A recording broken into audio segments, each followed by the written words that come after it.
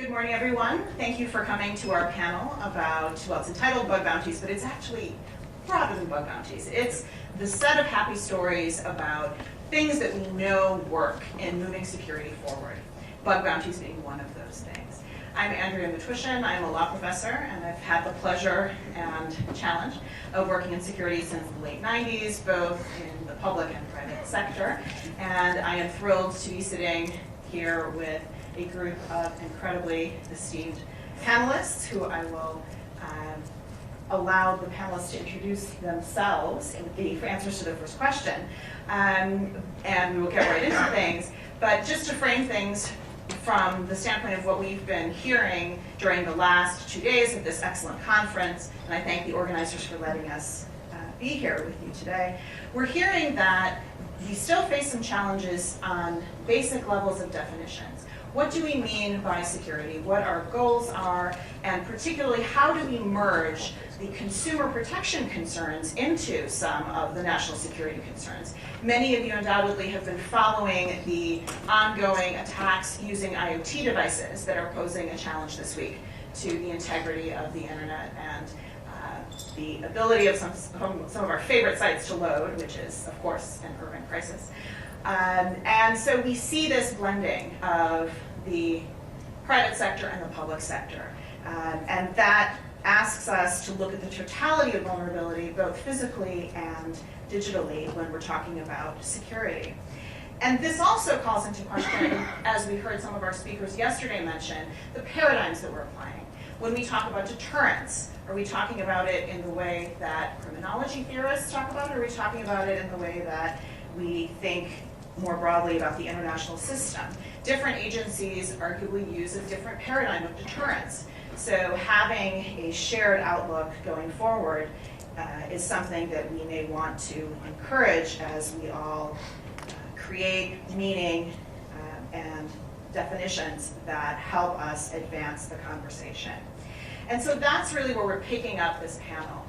The idea of creating meaningful shared knowledge around what works in security is one of the most promising pathways. And so today we're going to hear from three incredibly esteemed experts who have achieved impressive things in moving security forward, and they have gotten things done.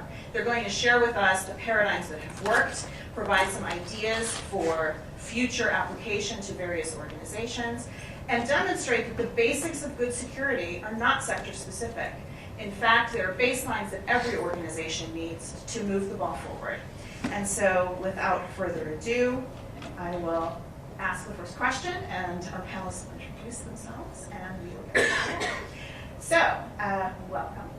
If you could please introduce yourselves and tell us how you got involved with security and how you acquired your expertise, how your career evolved over time, and your most memorable security projects. So we'll start here with Lisa. Hi, everybody. Thanks for having me. I'm Lisa Wiswell.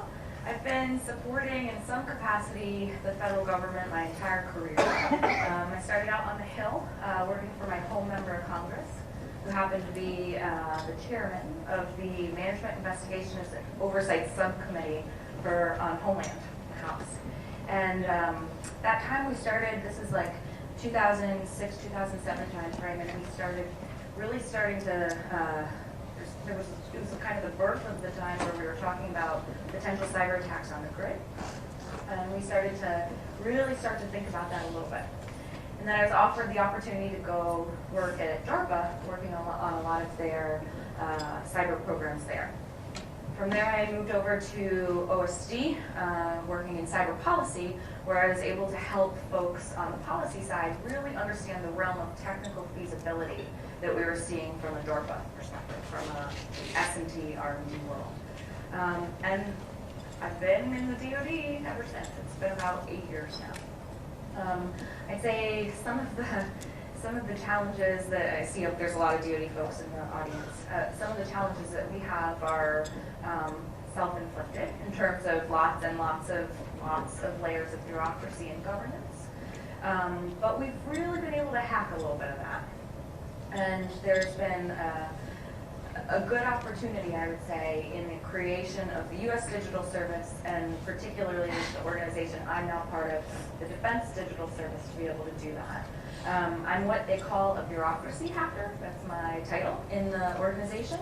And basically, I exist to be able to find policies that are not helpful to the broader community and either find waivers to get around them or develop new policies if they're required, or just say, listen, we don't have any policies in this area at all, and that's not serving the greater enterprise. So that brings me to probably our greatest accomplishment, at least recently, in the world of advancing security, innovative concepts in the department. And that was the creation of the first ever federal bug bounty, Hack the Pentagon. And I was essentially the program manager for that. We came up with a concept actually when I had been in the cyber policy office in OSD, and the development of Defense Digital Service really gave us legs to be able to get the job done. We were able to do interesting contracts. For example, we were able to hack our own acquisition system, the governance structures that are involved with that. We had to hack some of the lawyers' antiquated thinking on these kinds of efforts. And we really had to prove to the whole enterprise, the whole community, that this is an effective tool, as it has been in the private sector for quite some time, as I'm sure everyone else here will be able to attest to. And so that's, for me, the greatest accomplishment I think that we've had in quite a while at DoD, and I'm really proud that we were able to get that going so that we could be sort of a lighthouse for the rest of the government. Thank you. Katie. Wow, so thank you so much for having me here. My name is Katie Masouras. I am the founder and CEO of BOUNTY Security, which is a consulting company that works with governments and large organizations to help them prepare for vulnerability disclosure. So in terms of how I got started in technology, I was a very antisocial child whose mother bought her a computer. And so I think this is a common story with a lot of folks. 8 years old, Commodore 64, nobody wanted to play with it with me, and so I basically just hung out with my computer. And I really loved Choose Your Own Adventure books, and so I wrote a Zork-like text-based adventure game. However, I knew all of the puzzles, and so I really wanted someone to play my game, and I didn't actually find anyone who would play computers with me until the beginnings of the early internet. And at that point, through the wires, I found my people. So I grew up in Boston, or in the Boston area, and I was on a local bulletin board system with the same guys who eventually formed the Loft. And we would have these physical meetups, which kind of morphed into the local 2600 meetup. So how many of you know what a 2600 meeting is? Okay, great, don't have to explain that. Well, anyway, it's just first Friday of every month, local sort of community organized hacker meetings, basically. And that's where I might have learned some things about phones, and perhaps I learned how to make phone calls long distance to people, and how to pick locks and some other tips and tricks. But we were very fortunate in that we grew up in the shadow of some really great universities. Harvard and MIT were right there, and essentially dumpster diving for equipment, you could get some pretty high-end stuff. So I remember hearing a story from the Loft guys about some law enforcement folks coming to visit the Loft, the actual physical, hacking space that they had, and reassessing sort of their idea of what hobbyist hackers were actually able to accomplish, because there was so much higher-end equipment that people just assumed that, well, since you'd have to spend tens of thousands of dollars to even get this equipment, no one's really going to hack it because, really access was the thing. But they kind of went in and saw this incredible lab for doing security research in there, and they reassessed, sort of their threat model for it. When, so kind of growing up at that time, there were not a lot of ways to monetize hacking skills. There weren't even criminal ways to monetize hacking skills at that time, because we didn't really have online banking. We didn't have a lot of things that the generations that have grown up with the modern internet as we know it today for e-commerce and all of the other things that we rely upon, we didn't really have any of that stuff. So when it came time to choose majors for college, I was like, well, I can program, but God, I hate it so much. And so I don't want to go for computer science because, I mean, nobody played my Zork game. I mean, who's going to play? Forget it. I don't want to do this. So I went to school and studied molecular biology and math instead. And I ended up getting a job at the Genome Center at MIT. And what I thought was going to be a laboratory job turned out to be a job in one of the first bioinformatics groups in the world. And this was the early to mid-90s. And it was a time when the Genome Project was actually moving and backing up and having to deal with all these problems with terabytes of data. And at that time, I mean, it was big data before big data, right? So we had to solve a lot of our own technological problems. We stretched every single off-the-shelf product to its limits. We had to write our own, kind of databases that would work with that kind of amounts of data. And I remember thinking, okay, this is interesting, but it's beginning to draw. It's beginning to annoy me about the bureaucracy involved in traditional, biological sciences and things like that. And I guess my hacker mentality just kind of flared back up, and I felt like, at that point, we had much more of the modern internet showing up. And I transitioned roles into a systems administration role, and that was where I started seeing a lot of attacks come in. I remember coming into the Genome Center one day, and it was, everything had been blue screened because I think it was a teardrop. It was a teardrop of death, right, that had gotten everything. And I was like, we should probably put in some firewalls then, right? But I sort of got back into the security end of things because I had to then test my own networks, and I had to hack my own networks. And so I was very fortunate to be able to do the majority of my hacking comeuppance on systems that I owned. So luckily, from a legal perspective, considering I was over the age of 18, I didn't actually have to learn by breaking into other people's computers, which is how a lot of my peers learned. I was defending my own networks, and so that kind of brought me to this lifelong goal of helping defense and using the dark arts, the hacking skills, and all those things in order to do defensive activities.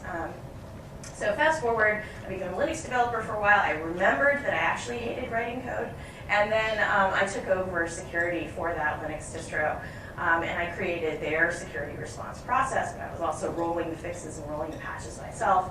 And I was proactively communicating to our customers and our community, whether or not we were vulnerable to something out of the box. And at that time, around 1999, 2000, that was actually unusual for a Linux distro to proactively communicate that information about their vulnerability status, when an open source vulnerability came out. So from there, I ended up living through the dot-com bust, where a whole lot of startups just kind of scattered to the wind. And luckily, I was able to make a living as an independent penetration tester in the San Francisco Bay Area. And eventually, my old friends at the Loft, who had formed a company called At Stake, convinced me to join them. And so I joined the company known as At Stake, and they were really among the first pioneers in application security. So not just scanning your network devices for network vulnerabilities, but actually looking at custom applications and saying the application layer is actually where it's at, when it comes to finding a lot of vulnerabilities. And so fortunately, I was able to work with the At Stake folks as a penetration tester. We were acquired by Symantec, and I ended up writing Symantec's full disclosure policy. When I started working at Microsoft, I ended up writing Microsoft's full disclosure policy. And to get to the place where I think you wanted what's kind of one of my proudest moments in terms of making things better.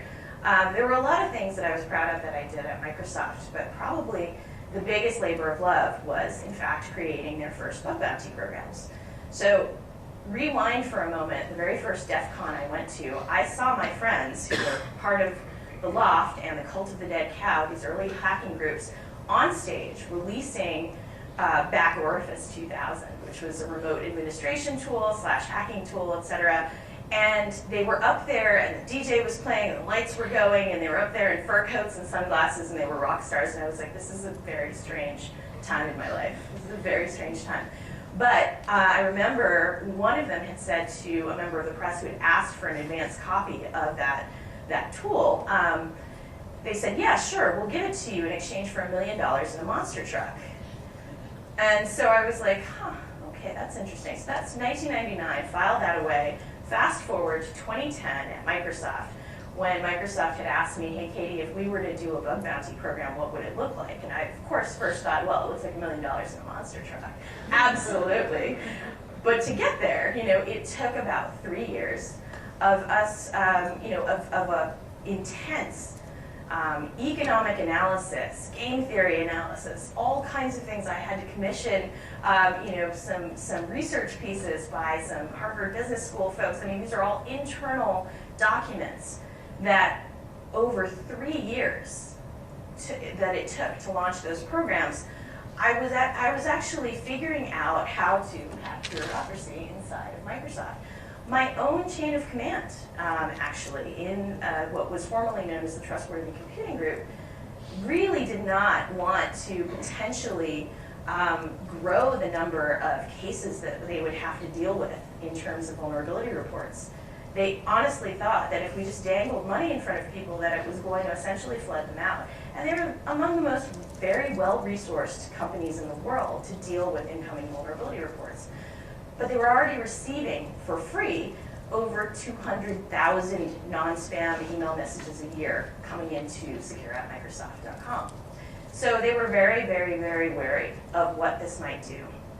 So essentially, that very long story short is that I was able to uncover that even though we might not have shared the end goal of $1 million in a monster truck to my friends and keeping them out of jail and all those wonderful things, we may not have shared that goal, but we could align what we were doing. And the alignment came in the form of convincing the head of Internet Explorer to pay for his own bugs. Because essentially they were receiving all those free bugs that they were receiving them after the end of the beta period. And the reason for that big spike at the end of the beta period was that these hackers, their only incentive was to get their name in a Microsoft bulletin. That was their incentive for turning this stuff in for free. There would be no bulletin if it was fixed during the beta period. So essentially it was the worst possible time for the IE developers and testers to get those bugs. And so I convinced them if we put a bug bounty at the beginning of the beta period for a fixed period of time, that we would just traffic shape and remove the spike. And we did. And it was absolutely successful. It absolutely followed the model that I had suggested would happen. And that opened the door for what is currently now a flourishing program at Microsoft. I've been gone now for 2.5 years. And the programs are still running, they're still going. And it includes, also the very first industry defensive technique bounty, which is the $100,000 bounty for new exploitation techniques. So that, from $1 million in a monster truck and a lonely kid in her room, I'm pretty proud of that one. So I don't know how I follow that story, but so I'm not even going to try. Okay. So my name is Gail Slater. I am the General Counsel at the Internet Association. And if you haven't heard of them, that's fine. We've been around since 2012, so we're in our 4th year. Well, we were founded in 2012 by a number of household names. One of them I think was one of your keynote speakers just now, Amazon, Facebook, Google, and you go down the list to the long tail of some smaller members that we have. We now have 40 members. And our job is to be the unified voice of the internet economy here in DC, and to do a little bit of what Lisa's talking, but we try to hack DC, not just one part of the government, and persuade them of where our members are in public policy issues and why they're there. So my job as general counsel is less of a hill job. I like to joke that I take care of the other 2 branches of government. And so a big part of what I do is we have a pretty active amicus program. We file amicus briefs with the courts, explaining from an industry standpoint why this case matters and why the outcome in the case matters in either direction. Another big part of what I do is privacy policy, because somebody has to do it at the Internet Association. And in some ways, it's our third rail issue, but it's an issue that we really have to work hard at with educating lawmakers, policymakers, and everyone here in this town. And we recognize that we can always do a better job of it. And how we see privacy policy, and this is where the security piece comes in, is look at the data is the data is the data, and our members are responsible for large and significant chunks of data on the interwebs. And so we look at public policy around the collection and use of the data, so the front end of the network in Tiny Mind. And that brings in a plethora of agencies, including the FTC, where I came from originally, where I had the pleasure of meeting the professor. And that's collection and use, the consumer-facing part of the data story. And then the next set of policies that we look at are, well, once the data's on the network, what's the relationship between the rest of the world and the data on the network? And that can be anything from bug bounties, data security, data breach, things of that nature. And then there's what I call the back end of the network, which is the relationship between our members' data and the government. And that's where things can get particularly complicated, and that's probably one of the most complicated relationships that our members manage. But they try to do the responsible thing. And so we play a role in advocating for surveillance reform. We played a role early on this year in the encryption showdown between Apple and the government in San Bernardino.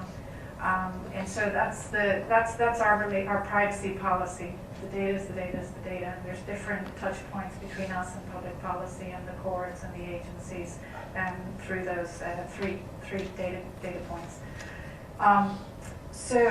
My background, I've already mentioned I was at the FTC. I was there for 10 years. I'm actually an antitrust lawyer, which makes me really the generalist on this panel. So I'm a general counsel, I'm looking at internet governance, I'm looking at patents, I'm looking at copyright policy. These guys are the true experts on this panel. But we have a role to play too, even as generalists. So I spent 10 years at the FTC. I'm an antitrust lawyer. I had the pleasure of spending the last 3 years at the agency working for one of the commissioners, Commissioner Burrell, who was the leading privacy advocate on the commission. I think it's fair to say. She stepped down earlier this year. And so I was pulled into the privacy data security world through the 3 years spent working for her. Picked up a lot about where the FTC fits into the privacy data security story. And for those of you not familiar with the agency, it's a consumer protection agency. They do a little bit of antitrust, but to the rest of the world, and particularly to this audience, they're a consumer protection agency. And what they've done since the late 1990s is use their framework statute. They're over 100 years old. They have a framework statute that gives them a broad authority to go after data security practices where companies have been not quite as expert as these guys in terms of their data security practices, where they've broken their privacy promises to consumers. And that includes some of our members, by the way. It's no secret that many of the Internet Association's members have close relationships with the FTC through enforcement actions. So that's what brought me into this world. I'm a generalist. I have not set up a bounty program, but we are supportive of the independent data security researchers. We recognize they play a very, very important role in our ecosystem. And so that brings me to the place where I have played the most useful role for these guys, which was, and this was working with the professor, the security researchers filed for an exemption from what's known as Section 1201 of the Digital Millennium Copyright Act. And again, you'd be forgiven for not knowing what that is either, but essentially this is a piece of legislation that passed through Congress in 1998. The purpose and goal of the legislation was to prevent and give enforcement tools to the Copyright Office to go after violations and what was essentially rampant digital piracy at the time. And so it updated and revamped the copyright system in this country for the digital era. But in that process, and the way that because of the way that legislation was drafted, it stood to, through its anti-circumvention provisions, to sweep up into its remit independent security researchers like these guys. And so there was a legal cloud over independent security researchers as far as DMCA prosecutions went. And so on behalf of luminaries like Professor Belvin, Professor Felton, the list goes on, Andrea filed for what's known as an exemption from 501 of the DMCA for independent security research purposes, white hat purposes. And so I was able to persuade our members that they needed support from companies like ours. And we filed a very, very simple letter in support of the exemption. And I'm pleased to say the exemption, much to our surprise and delight, was granted. And so that removes some of the legal uncertainty around the important work that people like Katie are doing. Thank you. So following up on some of the great programs that you've already described, tell us a bit more about some of the most successful information security initiatives that have been implemented in your organizations or your members' organizations. Katie starts off. Oh, my goodness. Well, let's see. I think, honestly, so Symantec, I had the opportunity to create Symantec vulnerability research, and that was essentially our internal vulnerability finders. So the artists formerly known as At Stake. Our ability to publish our findings. Remarkably, when we were acquired by Symantec, which at the time was the largest security company in the world, the largest security company in the world had no vuln disclosure program. So I thought that was incredibly odd, and so that's why I created Symantec vulnerability research and the codified ability for the researchers within Symantec to be able to follow a set of disclosure guidelines and have the protection of the company in question. So from a policy perspective, it was very, very helpful to have that, sort of codified. It's on our public website. We would send it to organizations when we were trying to disclose and say, this is our policy. We actually had a 30-day disclosure policy, which was flexible. Obviously, we weren't going to drop 0 day on people if they didn't fix everything in 30 days. I think our record was about 4.5 months, before we released a detailed limited version of an advisory on something where we got no response from the vendor. But policy-wise, that was really good. And then there's one other that I think was important, and that was from the Microsoft time, and this was an HR policy. It was in 2010, so well before Microsoft was paying hackers for vulnerabilities or new techniques. We wanted to kind of put together what the rules were for Microsoft employees if they wanted to disclose vulnerabilities, and particularly if they wanted to be able to participate in other bug bounty programs. So I was amazed that this actually got passed as an overall corporate HR policy, but the logic was essentially, look, you don't want Microsoft employees necessarily selling vulnerabilities and exploits to bad actors. If they find them in third-party products, that's not covered by Microsoft's confidentiality, so they're not really breaking any employment rules at the moment. But you don't really want them selling to bad actors and having those vulnerabilities used against innocent people on the internet and Microsoft's customers. So that was enough to get this corporate-wide policy in place. And it was essentially guidelines for if they found a vulnerability in a Microsoft product, obviously report it to the appropriate product team. They found a vulnerability in a third-party product on their own time, using their own equipment, using no proprietary tools or techniques, et cetera, and they wished to actually sell it to a defensive bounty, they had to go through Microsoft vulnerability research as sort of a clearinghouse. It was almost our own little internal company export control, I guess. Now that I work on the Boston arrangement, I can make jokes like that. They're not funny, but I think so. None of that is funny. But anyway, that policy was basically, check with Microsoft vulnerability research. And we would make sure that it didn't also affect first-party technology, that we didn't want to drop 0-day on ourselves. And then once that was cleared, we would then say, okay, well, where do you want to sell this vulnerability? And if they said, I want to submit it to Google's bug bounty program, we said, fine, yeah, go ahead, that's fine. If they wanted to sell it to a third-party vulnerability acquisition service, like the 0-day initiative, how many of you have heard of that? Okay, that is one of the defensive, vulnerability acquisition services. Basically, it's defensive because they buy the vulnerability, they create defensive signatures for their customers, so IDS, IPS signatures, and then they also hand over that vulnerability to the vendor to get it fixed. So they're not holding on to it, they're not, essentially keeping it from getting fixed. So that's a third-party vulnerability acquisition service. So we didn't have a published list of who they could sell this to, because we wanted to make sure that if one of those vulnerability acquisition services suddenly turned essentially dual use and wanted to branch out in their business, that it wasn't codified somewhere on a Microsoft internal website that these guys are okay. So we wanted to actually double check every time. So anyway, from a policy perspective, we had a lot of success with that, and we had a lot of Microsoft employees collecting not just bug bounties from other companies, but actually selling vulnerabilities to the defensive market.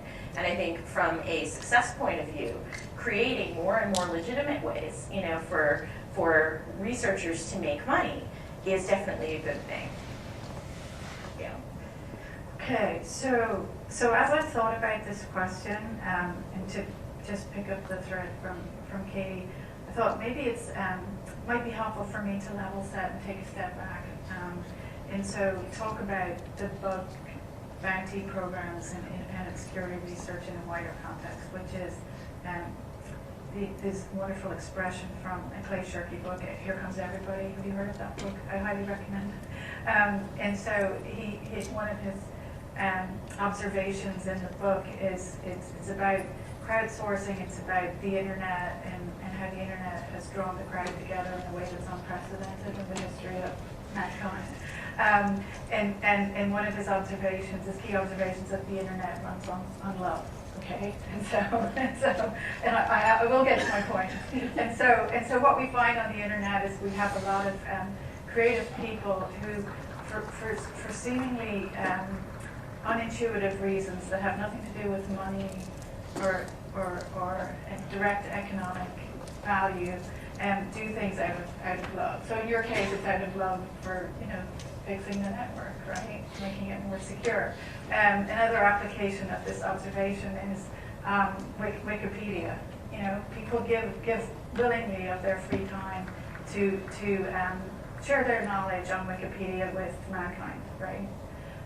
We see it amongst our own members in the way in which our member companies draw on user-generated content on platforms like Yelp, on platforms like TripAdvisor, where you have consumers of their own free will, without any monetary compensation involved, writing reviews of restaurants, of hotels, you name it, and again, sharing their knowledge out of love with the other consumers on the same platform. And it's a wonderful thing. And so I just wanted to make that sort of broader observation about what's at play here. And then that I think provides some context for the bug bounties. I did some research, and this is a startling number, but I think by 2020, IDC reckons we're going to be spending about $100 billion a year worldwide on cyber security. And that's hardware, and it's services, and it's runs the whole gamut. And it's a growing threat and issue, and you don't need me to tell you that. You live and breathe this stuff. And then you drill down into that $100 billion figure, and you find that half of that money is going to be spent in this country, in North America alone, and because this is where the biggest threats are coming to. And we saw that just yesterday with the DDoS attack, right? So again, you don't need me to tell you that. And then you drill down further into bug bounties, and our members find great value in bug bounties, in working with security researchers. And it's not entirely altruistic, although for the security researchers, I think it is in part altruistic. and they get great value from what they do for non-monetary reasons sometimes. And some of these bug bounties, even from some of the larger companies, are just providing a T-shirt as a reward, right? But you still do it. and so in researching my members, what I found was we have 40 members. Over half of them have bug bounties. And some of the bug bounties are amongst the best. I mean, I think Facebook is highly regarded as bug bounties go. And it's been, they have had a bug bounty program around since 2011. They've paid out, and this is in the context of the $100 billion figure. Facebook has paid out since 2011 $5 million. That's not a whole hill of beans. And they do that because compared to that $100 billion figure, the ROI on bug bounties on working with independent security researchers is phenomenal. Think about it, 5 million out of a 100 billion expenditure worldwide. And so it just to reinforce what you're saying about the value of your programs, this is something that's coming from our members. They see an incredible ROI in that investment. So I guess that brings me back to Hack the Pentagon.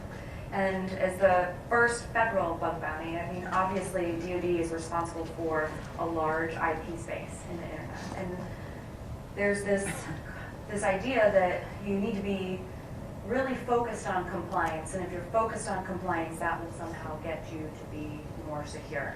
And those two things are not necessarily as linked as maybe they ought to be. So in that $100 billion investment, how secure actually do you even become, right? If you're just checking checklists, which is a lot of the energy and a lot of the resources that the limited capacity that we have within the government is responsible for doing. So thinking of using the crowdsource model and thinking about using independent researchers who are extraordinarily talented and altruistic and much like, the reason that the three of us are here, certainly just care about the general health of the internet as a, thing that the world relies on. I think that there's one thing that we found over and over again in the Hack the Pentagon challenge is that a lot of the participants said, we did some exit interviews with a select group, and a lot of them, most of them said, listen, I have absolutely nothing else I can contribute to my country. I'm not going to just join the military. That's not for me. I was like Katie. I was an 8-year-old in my bedroom just playing on computers. But this is something I can do, and this is something that I am well positioned to be able to help my country on. There was a lot of inherent patriotism that we found from a lot of the participants. And every one of them said, I am super stoked to continue this. So based on that, we said, okay, there's a huge ROI here. I mean, the potential cost savings is just tremendous. It's almost, I couldn't even begin to put a figure on what that might mean if we had opened it up to the entire DoD enterprise. But we're talking huge return on investment. There is some risk. There's risk with everything that you do in the security field. But the concept of security through obscurity, which is one, inherent cultural concept within the government, or has been for the last 30 or so years, it just hasn't worked. And so by exercising sort of these novel approaches that aren't necessarily as novel as they were more than 3 years ago, right? Microsoft, best example that we could have had to be able to push something that industry is already doing into the government. So Hack the Pentagon was the first of many, many bug bounties to come. There was a couple of announcements this week. We've got some contractors on contract to be able to do this persistently across DoD.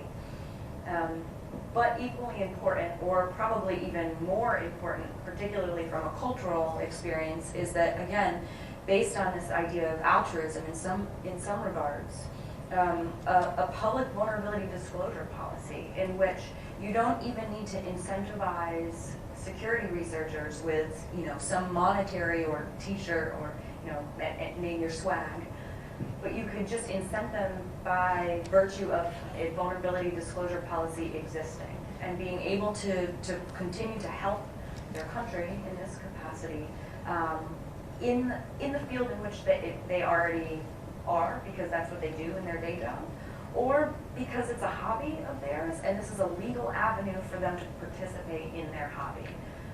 So the Department of Defense is going to release the first government vulnerability disclosure policy in the near future as well. And it's one of the things that we are absolutely most proud about.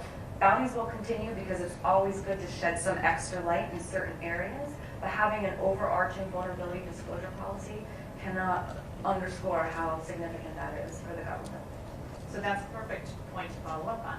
Our next question is, what are the ideal elements of a healthy security posture in an organization? What does an ideal security program look like? Putting aside operational constraints for now, we'll deal with that later. What are those magic elements that create change for a positive security program? Shall I? I'll start. I think it from a cultural perspective, there's a lot of things, you know, as you said, we'll put aside some of the organizational things, but you really need to have people with the attitude that you can really get shit done, right? And that my business card says get shit done, honest, right? And that's a really important thing. You have to be a change agent, and even though you are going to get punched in the face all day long, particularly in the larger bureaucracies, you have to have a good cadre of folks that are able to do that. And these are folks that just inherently value security. So when you think about an organization like the Defense Digital Service, I'm an anomaly in that group in that I'm a government lifer, but everybody else is from Silicon Valley, is from Boston, is from all of the technology hubs in our country. And they're spending a tour of duty here in DOD because, again, out of altruistic and out of, you know, this is a really important mission and it's something I can contribute to. But every one of them is smart enough to realize, hey, when I sign into Gmail, I must use two-factor authentication, for example. That's not something that kind of concept, that kind of security comes first before anything else is not the normal, right? Especially in an organization like the government. So you really need to start shifting people's thoughts and making sure that they understand why security is important from the beginning, instead of just building it in, you know, years later. And that requires a major training campaign, certainly. But it also requires being willing to sort of embrace folks that already inherently are of that thought. Well, so from an organizational perspective, I think, you know, what Lisa is saying about having people who are security minded from the get-go is very, very helpful. I think to really, you know, penetrate the organization with security culture, you really have to have executive buy-in that it's important, right? And not just executive buy-in that compliance is important, but actually executive buy-in that ongoing security efforts are important. Because then you have the freedom to put in programs like, if you are developing code, that you have a secure development lifecycle where you're building security in from the ground up in, you know, even the design phase of your code, before you've even written a line of code, before implementation even begins, that you've done threat modeling and all these things to try and reduce as many of the risks as possible. So even if you're not writing code, you might be in an environment where you are deploying technology, and having the ability to not just check the configurations at the time of deployment, but also having a response capability to respond for not just when a breach or an actual hacking incident occurs, but response to somebody reporting a weakness in your infrastructure organization is super, super important. One of the most shocking things that I found out last year in sort of a survey of the Forbes top 2,000 companies. These are companies that make a lot of money, they invest a lot in security, and you would have been surprised, I was surprised. 94% of them had no public way to contact them to report a vulnerability. 6% of the Forbes 2000 who certainly spend on security, and certainly, they say security is important to them. They've literally got no ear to the ground and no obvious way to reach them in case of you find a security vulnerability. So having that mechanism is incredibly important. Now, what do you do when you receive a security vulnerability? Organizationally and capacity-wise, that's the kind of thing that I specialize in helping people with, because they're like, great, we're gonna start a bug bounty program. Okay, how many vulnerabilities do you receive typically? Oh, we've never received a vulnerability report before. We don't even have an email address for it.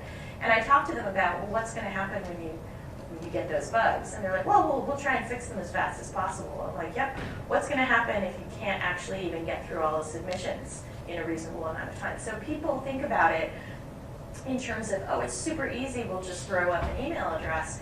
But in fact, you actually have to build the capacity, not just engineering-wise, but governance and decision-wise. What will you do if all of the vulnerabilities that are reported to you are all critical? How do you prioritize them at that point? What are all these decisions, and then how do you communicate about the vulnerability to your affected parties? What if it's something that is in your system or discovered, when you hired a penetration tester, but it's actually not your code? Maybe the penetration tester found something in your Oracle database, but you're not Oracle.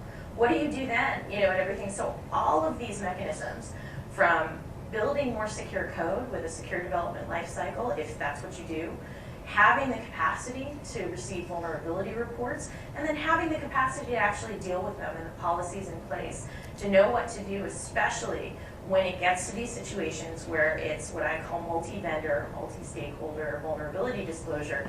It's not necessarily obvious what to do in those situations. So having those things kind of codified and following the ISO standards. There are ISO standards for this, folks. There's an ISO standard for vulnerability disclosure. It's ISO 29147. It's free. They never do that, but earlier this year they made it available at no cost for download. And there's another one called vulnerability handling processes, and that's ISO 30111, and it talks about some of those back-end processes that an organization has to have. That one is not free. However, if you're serious about this, you'll spend I think it's like 100-something Swiss francs. I don't know why they charge in Swiss francs, but they do. And but it's somewhere around that amount of money. But just to have that internationally vetted, and blessed way of doing things, I think would give organizations a huge leg up in dealing with the real world, which is, even if you assessed it to be secure at one point in time, having no capacity for ongoing security information to be processed is a huge gap in most organizations. Like I said, Forbes Top 2000, 94% of them don't have a process like this. Yeah. So I'm going to try and summarize and wrap up what I'm hearing from the two experts. Again, I have to say that. And I think the overarching thing that I'm hearing is, to use a great phrase that I like to lean on a lot, personnel is policy. And so what I'm hearing is that in order to be really serious about security, you have to have security taken seriously. And so personnel really matters there. And so what some of our companies, not all of them, have done is they've elevated the role of the CISO to the board level. It's hugely significant, because internally what it's saying is our security culture matters a lot. And what we're saying to the outside world is we think that this is such an important issue for our company, we're going to create a seat at the table for the CISO, right? So that's very significant, personnel as policy. And then that trickles down from there. And so another thing that we see the larger companies doing increasingly, and some of them have been doing it long since, some of them were the thought leaders on this, is having within every engineering group what's called a product council. And so the product council's job is to bake security by design into each of the products before they're launched, to have the engineers thinking about security from the minute they write the first line of code. And again, personnel's policy is very, very important. If you're doing all of that work up front, your risk is just exponentially lessened when that product goes to market. And then the other point that I would pick up on is, again, personnel policy, recognizing that in order to be effective in security, the smart play is to crowdsource security where you can, where appropriate, and where lawful, obviously, right? But there are many unused ways to do that. And so what Katie's talking about is creating a safe legal environment for vulnerability disclosure. That's work that's in progress, and we can't talk about it enough. It's very important. And what I liked what you said about a multi-stakeholder approach to security, to vulnerability disclosure. I think that is the crowd, right? It's bringing the crowd to this important issue. So that's what I would say to wrap up. That's what I'm hearing both of you saying. So following up on that point, let's discuss implementation challenges. Talk to us about a concrete implementation challenge that arises in the context of security, and tell us a story about how an organization has overcome that implementation challenge. Let's start with Gail. So I'm gonna take a pass on that because I don't work for the companies. I'm their trade association, but I know these guys are gonna have stories. Well, mostly I had to go talk to Katie when we started Hacker Pentagon. Actually, the long story with that was very soon after Microsoft launched its bug bounty. We said, we really should get Katie in here to talk to us about what this means and ways that we might be able to harness what Microsoft is doing, as another enormous bureaucracy, right? And see if there's lessons that we can learn, see what legal framework works there, and then try to think about this, about how we could amend that to work for us as well. So we had started this partnership several years ago to try to get to a point where we would be ready to be able to do something like this in the government. I am clearly not smart on this on my own. I have learned everything there is to learn from Katie, though. Particularly on these things like third-party disclosures that are just, as complicated as it is if you find a vulnerability in like DoD software. Think of what it is if DoD then has to work with Oracle or whatever else. So a lot of complicated things. The implementation of Hack the Pentagon was a lot of fact-finding, a lot of working with lawyers, a lot of working with the acquisition community.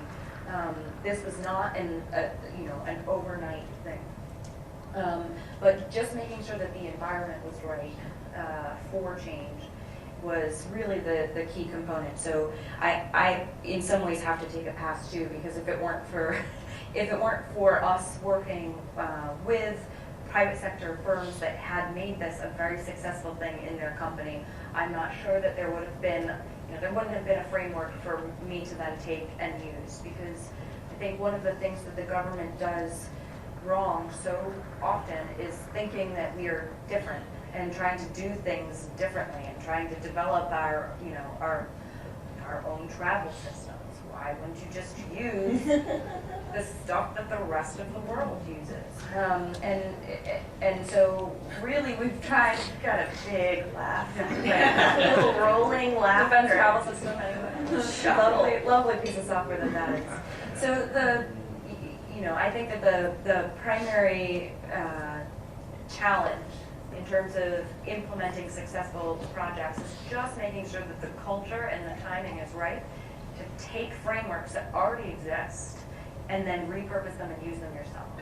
So much like the bug bounty model existed, it exists, it's working. We're finding across all of Gail's clients, it works.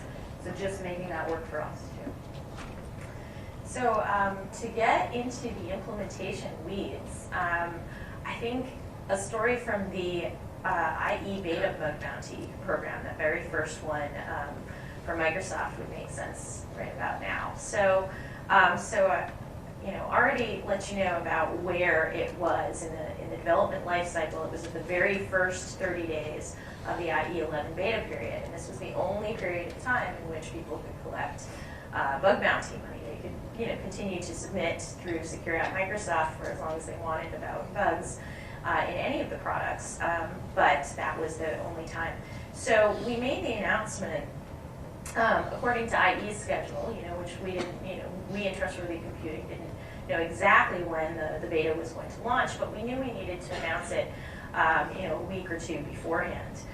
So this was in June of 2013. Does anybody in this room remember what else happened in June of 2013? June of 2013. There's a yeah, there you go.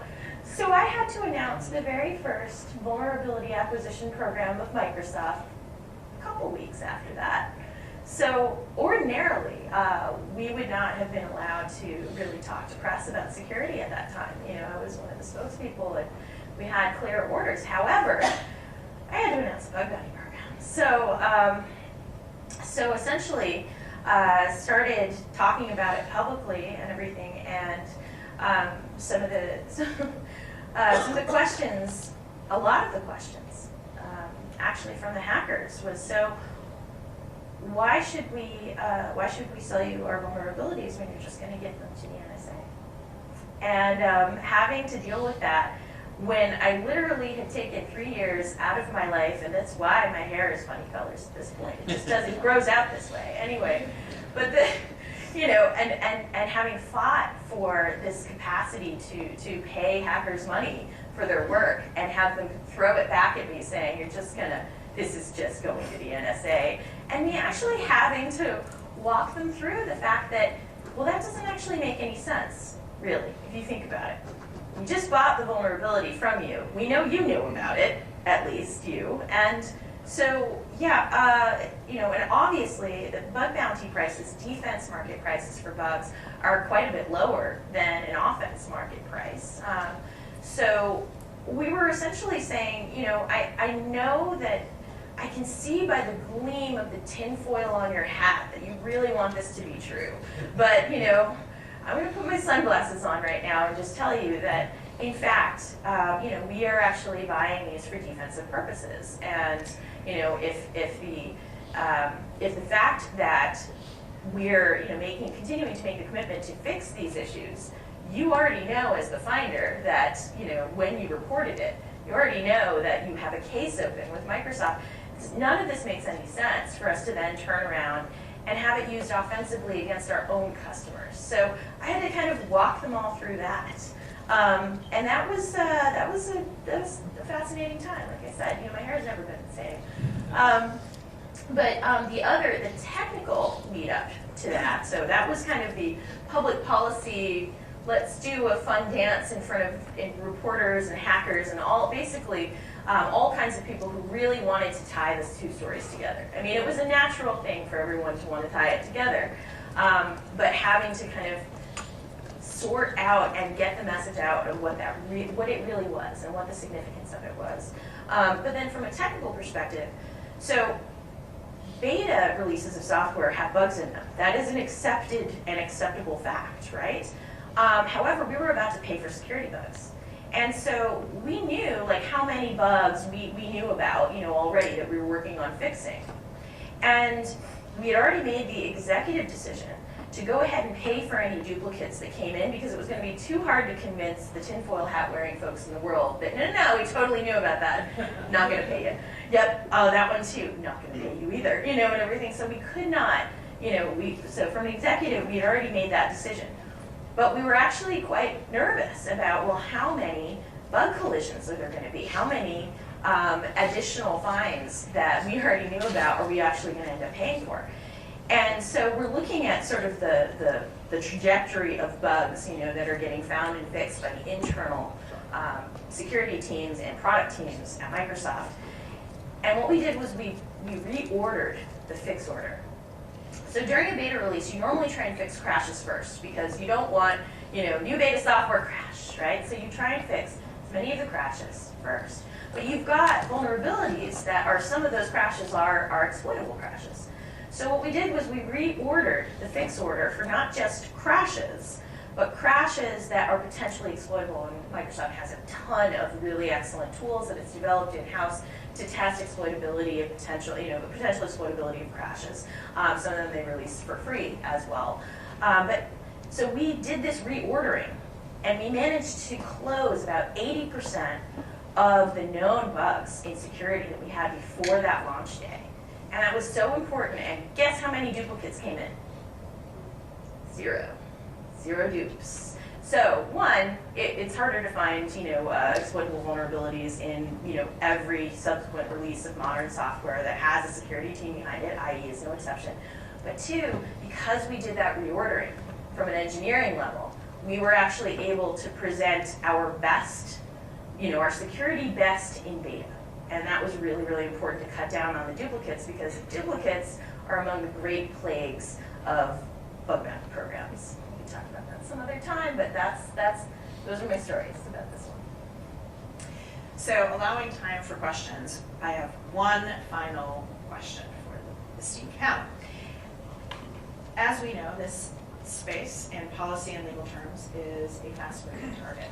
So, if you could nudge something forward from a policy or legal perspective, what would be on that wish list to make the legal and policy climate most conducive to creating good security practices across both the public and private sector? So I'll give the lawyer's perspective. So we have a number of legacy statutes out there. I alluded to one before, which is the DMCA, Digital Millennium Copyright Act, and what that essentially does is, without this the law of unforeseen consequences, without being crafted with people like Katie in mind in 1998. What age were you in 1998? I won't ask. So I was an adult. It's created a legal overhang on legitimate security research, such that it's had a chilling effect on these guys. And so we've made some progress, and I talked about the exemption that the security researchers obtained from the Copyright Office earlier this year. But there are other examples of statutes that, again, not crafted with people like Katie in mind, that create this legal overhang and have a chilling effect on security research. And so, just not to get too down in the weeds, Computer Fraud and Abuse Act, and I'm just going to read from my notes here because it's such a broad statute. It can sweep up any number of different kinds of activity online. And so its broadest provision says that, would you believe, it's a crime to access a protected computer, which is essentially any computer connected to the internet, without authorization or to exceed authorized access and thereby obtain information, right? It's pretty broad. Again, another legal overhang for legitimate security researchers, and has had a chilling effect on their work because overzealous prosecutors have gone after people like Katie under this statute. So one nudge to answer your question, one helpful thing might be to have guidance from the Department of Justice around what this does and does not mean in the security research context. And we've said that publicly, it's not a big deal. There are other areas of concern from a public policy standpoint, and Katie, you alluded to Wassenaar again. So this is, again, the law of unforeseen consequences. Wassenaar is a multilateral agreement between nations that seeks to curb, the export of bad things. That can be weapons. It can also be software. And so there was an update to Wassenaar entered into in 2013, made its way back here for implementation. And the security researchers and others, including my members, spoke out and said, this has the potential to prevent legitimate security research. Because again, it's as broadly drafted as it is. It's not intended to sweep it up, but proof of concept software could be swept up in the provisions of the Wassenaar arrangement. Again, we weighed in on behalf of members, but also more broadly for the research community to say that this was problematic and needed to be redrafted in a narrower, more focused way. And that's work in progress. That I think they went back to the drawing board on that one, and so we'll see what comes out of possibly the next administration now on Wassenaar. So just to give you sort of examples of the kinds of legal hurdles that these guys face, and how some public policy nudges I think are needed in order to get them on a firmer legal footing and to get to finally bring the DEF CON crowd together with DC in a positive and constructive way. So following on the Computer Fraud and Abuse Act, obviously that is it's almost even a scarier thing when you talk about protected machines and authorization. It's almost even scarier if you're doing something against the Department of Defense, just by nature of the law being sounding as general as it is. And I'll give you one specific example of ways that other government agencies and other sectors of folks and in certain industries think of this as a different, altogether different. And that port scanning, right, where you're not actually on anybody's box, but you might just have a charge to map the internet daily. If you port scan DoD machines, there was a time when people would say cease and desist. And that's not necessarily the intent of the law, or it could have been 30 years ago. But the world has changed tremendously in the last 30 years. And again, I go back to this idea of the general health of the internet requires a lot of these activities that we've talked about. And so one of the reasons that the Department of Defense really has moved out on saying, okay, well, we need a vulnerability disclosure policy that's open to researchers of the world, so that if they see something, they can say something. They can tell us where our vulnerabilities are in things as basic as defense.gov, right? Or, public-facing, citizen-facing websites that, protects everybody if you just knew where the vulnerabilities were. And so by providing consent to researchers to be able to conduct certain activities against certain sectors within DoD's, many lists of websites, applications, networks, you name it, you've actually provided the legal framework for researchers to do things that otherwise would be illegal for them. And so there's, you have to have helpful, creative lawyers that are by your side in absolutely everything, and I'm very grateful that I do have that within DoD. Otherwise, a lot of these things would have been showstoppers. Well, I actually love a good lawyer. Any lawyers? I love you. So I love a good lawyer because good lawyers are very logical, and I dig logic. So I think it's very, very important, in terms of what I would nudge in the world and everything. So making the DMCA exemption for research permanent, I think that would be incredible, and that's quite frankly what we desperately need. We cannot have researchers fearing for their freedom, and in exchange for, talk about sacrificing for your country. We should not be asking them to potentially give up their freedom and their ability to do other work and potentially have a criminal record if we don't allow for these exemptions for vital security research, especially against the Internet of Things, ghosts, the Internet of just about everything. So making that research exemption permanent would be number one in terms of the things that I think in the United States we really need to do to further security research and further securing our environment that we depend on at this point. Another thing I would say is definitely having organizations and governments, our own included, have a very clearly defined policy for vulnerability disclosure. That is such a useful tool that even the DOJ has said, we love bug bounty programs and we love vulnerability disclosure programs because they provide this scope for the researchers, and it very clearly defines these are the kinds of security issues we're most concerned about. These are the things that we do not want you to attempt if you are trying to find a vulnerability. And having the do's and do nots clearly defined and stated, super, super important. So what I think would be amazing is if not just the DoD would adopt a vulnerability disclosure program, but certainly the entire US government, all governments should have a way to notify them, just like all organizations should have a way to notify them. If you see something, say something. This should be a basic tenet of securing your environment and securing the internet.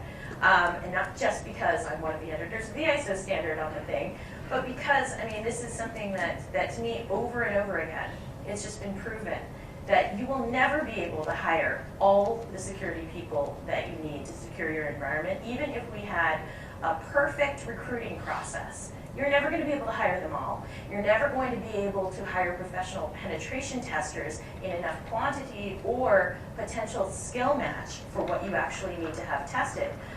You have to be able to hear from others, not just the people that you hire directly or hire under contract. And that, to me, spells vulnerability disclosure programs all over the world, and ideally, that's the direction we're moving in. And on that note, let's hear from others. Are there any questions in the audience for our panelists? We have a mic going around, so if you could please wait for the mic. Hi, I'm Steve Bellevin. Can private bug bounty programs compete with the gray market for vulnerabilities that also exists? Can they pay enough to make it worth your while to tell the vendor instead of reselling on the gray market, sometimes to dubious parties? I love your question. I'm going to answer your question. There is no financial way for defense and offense markets to compete directly. That is a fact. And the reason for that fact is if the defense market were to offer comparable prices as the offense market, you will no longer have developers and testers working at your organization. They will all quit and they will submit vulnerabilities to a bug bounty program instead. You will create essentially a, this is a perverse incentive. So there is a logical ceiling of cash where the defense market cannot go above. And that is, essentially it's a formula based on how much is it worth to an insider. Somebody asked me this question on Twitter yesterday, and there's a Dilbert comment about it. Somebody was like, we're going to pay a reward for every bug you find, and then Dilbert's, guys were like, great, I'm going to write myself a minivan, and everything in terms of writing buggy code on purpose. So discouraging collusion like that with an insider who might know where the bodies are buried and an outsider claiming bug bounties, and also just straight up, you can't actually make those prices match. Now, that being said, how would you attract a researcher to the defense side of things? Well, it's actually something that Gail was saying, is that people are motivated by different things. We all in this room are motivated by some grades of, what I call compensation, recognition, and pursuit of intellectual happiness. We all do what we do for some mix of those motivations. And hackers are, among the human population still. I still consider myself to be a human. So we're motivated by the same kind of mix of things. And it's not ever going to be where you have an entire population of hackers that is solely motivated on money, and they will ruthlessly just try and sell to the highest bidder instead of actually maybe contributing to the defense economy for vulnerabilities. So does that answer your question? And I'm just going to add one other tidbit, is that it's really important when you're thinking about this from the defensive market perspective, it's really important as other organizations and as the person that was responsible for setting up the first government one, we tried really hard to not artificially inflate or deflate the established market, because there's a tremendous amount of value that you get as a broader community when you bring in all of these, all private sector stakeholders, et cetera. Again, back to the general health of the internet, it's a really important thing that at least the DoD wasn't undercutting something that was well established. So we're all really careful to do that, and we urge any other government organizations or other private sector firms to maintain the established market as well. And so that's a great question, Professor. It's really thought-provoking. And I never thought I would draw on my antitrust background here, but here we go. And so, look, if we're going to talk black hat and white hat, and I have to simplify these things, but forgive me. And so the antitrust question is are these people actually in competition, in head-to-head competition with one another? And we've had long debates, and a lot of people talk about the reason why we can't change things like CFFAs, because we can't distinguish between the white hat and the black hat. And I actually think we can. I think there's a significant delta between what's motivating both markets, and they are markets, right? And so to Katie's point, to my earlier point, she's not solely driven by economic incentives. Oh, trust me. I mean, I could rob banks. I just don't. And her counterparts are not not driven by the same incentives. And they're not competing in the same market as the black hats. If they were, they're doing a really poor job of competing with them. So I think from the humble antitrust perspective, I think it's safe to say they're in separate markets, not in head-to-head competition for that reason. And it's a good thing. So. Do we have another question? Hi, I'm John Quick with Career Capital. So just to pull the thread on what you said, what trust regimes or compliance measures do you put in place with the hacker program to make sure that I put on a white hat one day and a black hat on the other day, you can identify me? And then further, how do you control as a bug bounty guy, especially for the Pentagon program, how do I control and make sure that I don't give a potential gray hat too much access? Do you want to take the Pentagon? Yeah. Okay. So I said earlier, like there's risk.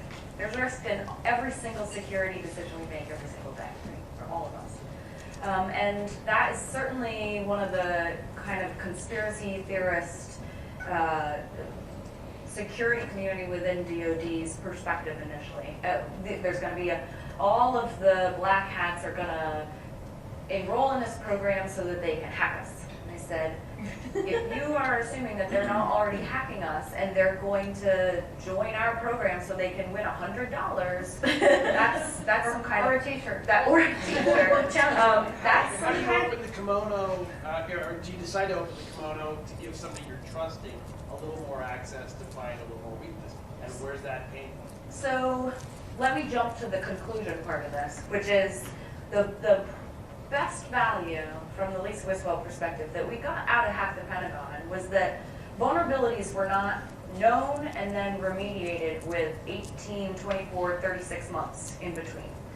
The value, the greatest value of Hack the Pentagon was of all of the vulnerabilities that were reported, some of them were remediated the same day, within hours. Some of them were remediated within the week. Nothing took more than 6 weeks, right? So the life cycle of a vulnerability was shortened just tremendously. And so the value of, the risk, of course there's risk, but the value of actually knowing what the vulnerability is and then fixing it in that time frame is just, when we go back to the return on investment, that is really where that value is. So yes, there's, we're providing consent for folks to hack, in that case, defense.gov and some other public web pages. Perhaps somebody did get through the vetting process and was participating, who may be a black hat one day and a gray hat another day and was a white hat kind of for purposes of this and might have known some information. But if we fixed that hole that would have otherwise been open for potentially years in less than 6 weeks, it's worth it for me. And to answer your question of how do you tell apart, essentially people who are doing effectively the same thing. They're both trying to attack you. Just one will tell you about it and one won't. How do you tell them apart? There are some ways that you can structure a bug bounty program or even a vulnerability disclosure program with no cash rewards where you ask them, again, this comes back to the scope, where you ask them to potentially use test accounts. If it's an online service, that's one way that the Office 365 bug bounty program, which was the first online service bug bounty program at Microsoft, had actually asked the researchers to self-identify that they're actually part of the trying to participate in the bug bounty program. So they have a request for usernames created for that purpose to have like _ bug bounty or something associated with the username. That's one, just very concrete way you can do that. Now, would you pay the bounty to somebody who wasn't using that and accidentally found a vulnerability? I call those hackcidents. Yes, you absolutely should.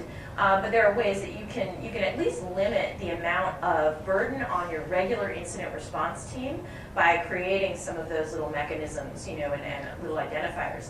Another way to do so is potentially to use a vulnerability reporting or bug bounty service provider, where sometimes they offer the capacity to channel some of the testing through a single whitelisted IP. So you also know that, these are the bounty people coming in from this IP. Again, just designed to mechanically reduce, the amount of response and investigation needed. But you can do it without all those things. You can do it without all those things, and just as Lisa was saying, there's the worst risk to you is actually not having a channel to find out about these things from someone who would tell you if they knew that it was okay to report it. I think I guess the last thing I'll say about that is that there are essentially 3 ways for you to find out about a vulnerability. You can discover it yourself. You can hire somebody to discover it, like penetration testing, firm, or you can be attacked. And so having the mechanism to hear about it, in one of the good ways as opposed to the bad way, is definitely desirable. And I am from a generation where penetration testing itself, the profession, where this is very well accepted and part of all of the compliance regimes that you have in security these days. Third-party penetration testing, that used to be a hard sell. And we get the same exact kinds of questions of, what do you mean you're going to invite the hackers to hack us? Are you insane? Getting banks to hire us, such as we are, and everything, to come in and hack them and everything. That was a hard sell back in 1999, 2000. So think of it as an evolution in our willingness to hear about our own flaws.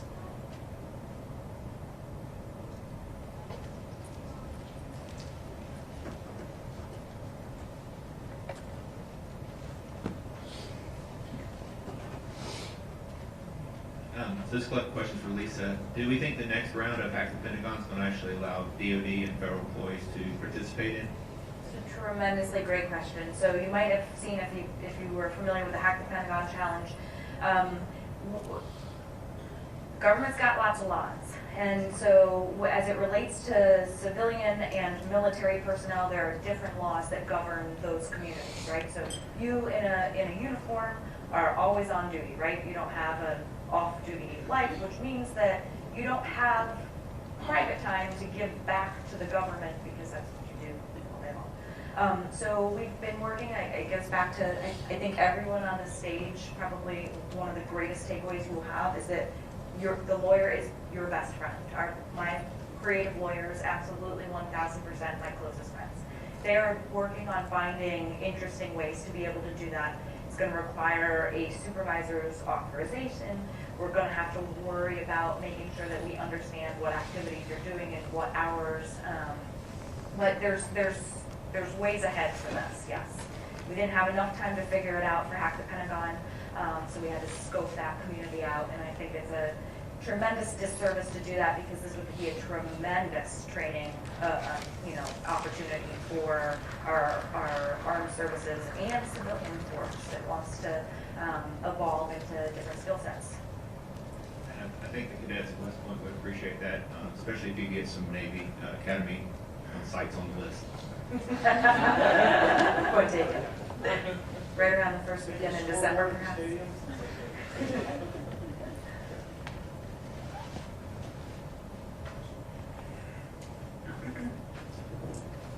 Alan Friedman from NTIA, and thanks to all of you for your great work on this.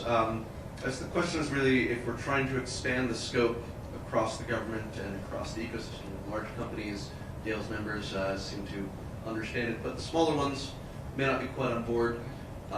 What are some of the things that we can do to really expand awareness and help more organizations take baby steps both inside the government and across the private sector?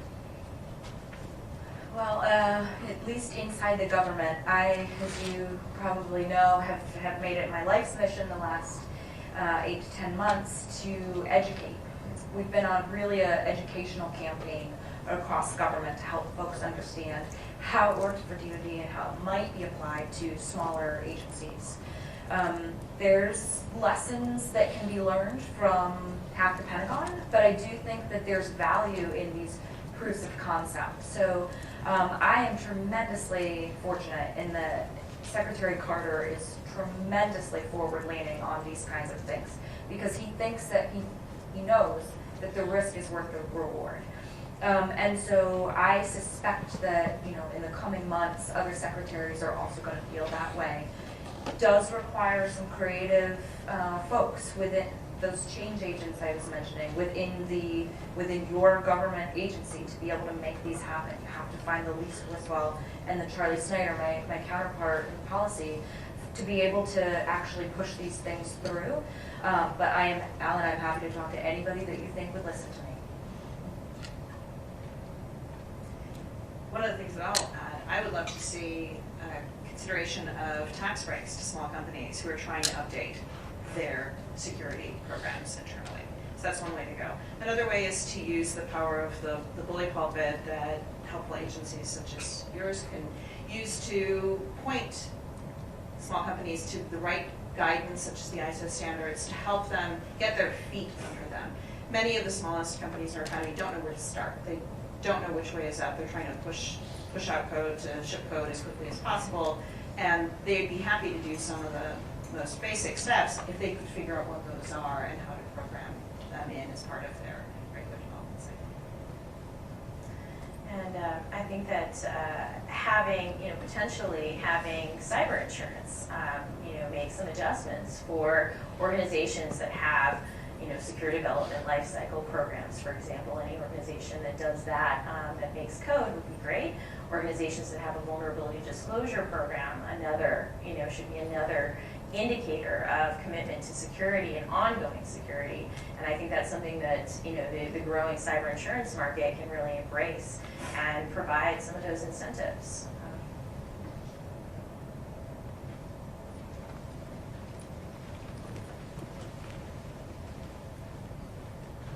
Hi, Nico from CDCOE. Thanks for the session. It was very interesting. Actually, I have one question for Lisa and one for Katie. So, about the hacking pentagon, if you can give us some numbers or something more details. And actually, I know that probably you have a lot of questions about the risk, but how you persuade your DoD on the risk of reconnaissance, and how you know that somebody was find the vulnerability and never disclose it and keep it from himself. And for Katie, I don't know, we have good hackers also in Europe. Maybe you have dream of having, let's say, a NATO boundary program. Well, that would be awesome. Right? On the Hack the Pentagon, yeah, by the numbers. So we really weren't sure how much interest we were going to get. We thought, we hoped for 500 registrants. And in less than 2 weeks, we had 1,400. We almost tripled. We had to cut off registration, basically, because we were fearful that the challenge would not be able to last the duration in which we had hoped, because there would be so much participation, which is a really great challenge, right? We had, in that time frame, there was about 250 of the 1,400 researchers that were very active, meaning they were finding vulnerabilities, they were submitting vulnerability reports. Of them, a number were duplicates, as you can imagine. So 138 vulnerabilities came in that were unique. Of them, 117 were eligible for a bounty, meaning they met the criteria that we said we would pay for certain kinds of vulnerabilities. And ultimately, we paid 51 individuals a bounty. So it lasted about 24 days. In duration, right? And those were the numbers during those 24 days. All of the participants that were eligible for a bounty were paid within 30 days following the end of the hacking activities, which was really pretty quick based on how industry generally works. And the reason that was just somewhat delayed was because we wanted to make sure that we had mitigated or remediated every single vulnerability that had come in during that time frame. To your next point, yes, it is certainly possible that hackers black hat hackers are going to find nefarious ways to do things, but they're not. I can't underscore this enough. They're not waiting for us to give them consent to go hack us. They are hacking us, right? Like they are hacking us every day. And so by, just consider that remains at the baseline, or even if it increases. By allowing the white hat market to come in, you finally are starting to level the playing field. You're not just sitting back and taking this any longer. So if that was the case, it's possible. but certainly we didn't give those individuals consent to come hack us. And because we did not give them consent, it is still against the law for them to do what they're doing. Oh, and cash money. So the whole contract value is $150,000. Of that, about a little over half went to the hackers themselves. Secretary of Defense is on the record saying we saved literally millions of dollars by just spending this $150,000. And I'll give you an example. It doesn't necessarily translate specifically to this, but we across DoD for public-facing stuff have InfoSec firms on contract that deliver 10 maybe vulnerability reports a year that cost more than that $150,000. So think about getting 138 vulnerability reports for $150,000 versus 10 for the same amount, right? The numbers, the return on investment really works in our favor. So I guess the question that was for me was NATO bug bounty program. Yes, where do I sign up to help you with that? Because I would love to. I mean, honestly, it's a mantra of my people, the hacker people, to hack the planet. And ideally, we will have ways to do this for defense, ways in which we will not force the choice to be completely altruistic and find vulnerabilities and report them to get fixed for free, versus make a little bit of cash in exchange for what you're doing. So yes, I would like for there to be a real ability to hack the planet and for defense. And do we have time for one more question? Do we need to? We don't. Okay. So with that, speed round. One sentence takeaway for our participants. Lisa. Oh gosh. Lawyers are your best friend. Maybe. Hack the planet, but know what you are doing and getting yourself into. The internet runs best when it runs on love. Please stay love our balance.